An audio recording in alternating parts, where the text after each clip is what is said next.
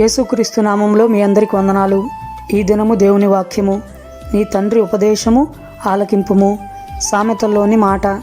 తండ్రి ఉపదేశమును ఆలకించక దూరదేశానికి వెళ్ళిన చిన్న కుమారుడు సమస్తమును పోగొట్టుకొని అందహీనునిగా ఆకలి దప్పి గలవానిగా కడు దీనస్థితికి చేరెను. తండ్రి ఉపదేశమునకు లోబడిన ఇస్సాకు విధేయతను చూపి అనేకులకు ఆదర్శముగా మారెను. నేడు జన్మకు కారణమైన తండ్రి ఉపదేశమును, అంతకంటే గొప్పవాడైన పరలోకపు తండ్రి ఉపదేశమును ఆలకించి ఆచరించి వర్ధిల్లుదాము.